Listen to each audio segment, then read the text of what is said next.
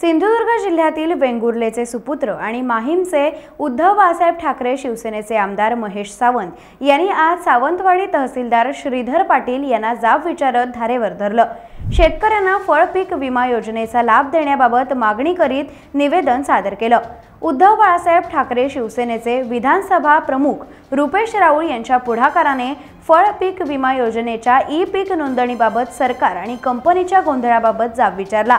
कृषी व विमा कंपनीचे प्रतिनिधी यांनाही जाब विचारण्यात आला।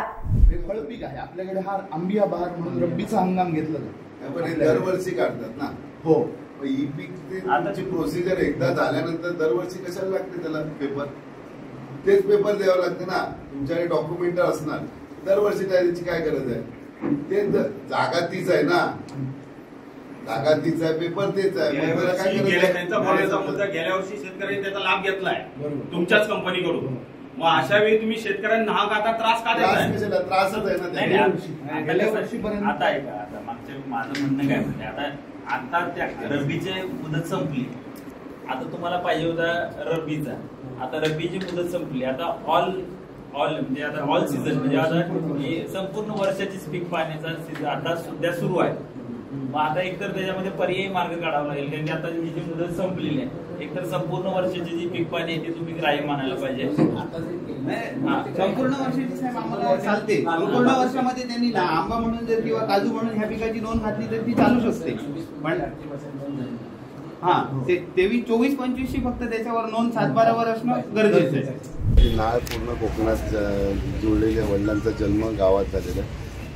जे काही शेतकऱ्यांची सध्याची परिस्थिती तुम्ही बघताय, काजू असेल, आंबा असेल किंवा अन्य उत्पन्न असेल, हे सगळे हवामानावरती अवलंबून असतात आणि कधी आपल्याकडे अवकाळी पाऊस किंवा हवामान बदल असतो आणि जो काही इन्शुरन्स एक आशेवर असतो, शेतकरी आशेवर असतो इन्शुरन्सच्या, ज्या इन्शुरन्स कंपनी समजा लॉस झाला, कुठे काय हे झालं तर त्याच्यासाठी इन्शुरन्स भरपाई देतील, त्या अपेक्षेने शेतकरी असतो। परंतु ज्या काही आता आम्ही म्हणजे आमचे स्थानिक पदाधिकारी रुपेश असेल, धुळी असेल, मायकल असेल, हे सगळ्या पदाधिकाऱ्यांनी काल जी आम्हाला अवस्था सांगितलं की इन्शुरन्स कंपनी किंवा कृषी विभाग यांचा एकमेकाला मुख्यतः ताळमेळ नाही।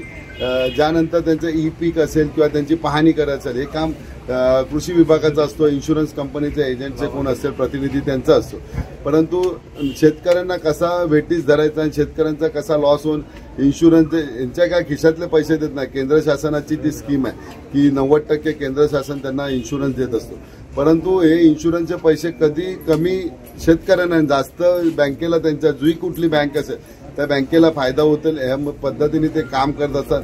आता जी काय 25 तारखेची मुदत वाढवते, आता गावागावात, मुंबई शहर नाही की 2 मिनिटात त्यांच्या घरोघरी पोहोचेल, ही गावागावात नेट नसतो किंवा काय, हे सगळे प्रॉब्लेम असतात। शेतकरी आमचे सगळे शेतकरी काय शिकलेले नाही। जे काय तुमच्या नोटीस आलेल्या 14 का 12 तारखेला नोटीस आल्यानंतर सुद्धा 10 दिवस त्यांनी फुकट घालवले, कसला पत्रव्यवहार नाही केला, काय नाही। तर आम्ही आता कृषी विभागांना एवढंच सांगितलं, जी काय मुदत 25 तारखेची आहे ती 25 तारखेची मुदत आम्हाला वाढवून पाहिजे आणि एक सुद्धा शेतकरी इन्शुरन्स पासून वंचित नाही राहिला पाहिजे। त्यानंतर तहसीलदारांकडून आता आयुक्तांचा नंबर घेऊन त्यांच्याशी सुद्धा फोनवरती बोलून माझा स्वतःचा वैयक्तिक लेटर पॅड मुंबईला उद्या गेल्यानंतर त्या आयुक्तांचा मेल घेऊन त्यांना पाठवणार आहे किंवा 25 तारखेची मुदतवाढ करून ती थोडे 15 दिवस लावे। नाहीतर त्यांना असं आम्ही सांगितलं तहसीलदारांना की तलाठी त्या गाव लेवलला काम करत असतात, त्यांना 2 दिवस जरा तिथे पूर्ण तलाठीनं ती लिस्ट द्यावी, त्यांनी लिस्ट त्यांच्याकडे तयार आहे, ती लिस्ट त्यांनी दिली। लिस्टचं वर्गीकरण सुद्धा त्यांच्याकडे नव्हतं, आता वर्गीकरण करून ते देतील बाबा कुठल्या कुठल्या शेतकऱ्याचा ई पीक लावलेला नाही किंवा सर्व्हे करायचा राहिला असेल त्या तलाठीच्या मार्फत त्यांनी स्वतः शूटिंग करून त्यांना शासनाला द्यावं। शासनाचा तलाठी सुद्धा त्या शासनाचा भाग आहे, थोडी तहसीलदारांनी जर थोडा एकदम प्रेशर केला तर तलाठी एका दिवसात ते काम करून त्या शेतकऱ्यांना दिलासा देते। टाइम्स डिजिटलला लाईक करा, सबस्क्राईब करा, शेअर करा आणि बेल आयकॉन दाबायला विसरू नका। पाहत रहा टाइम्स डिजिटल।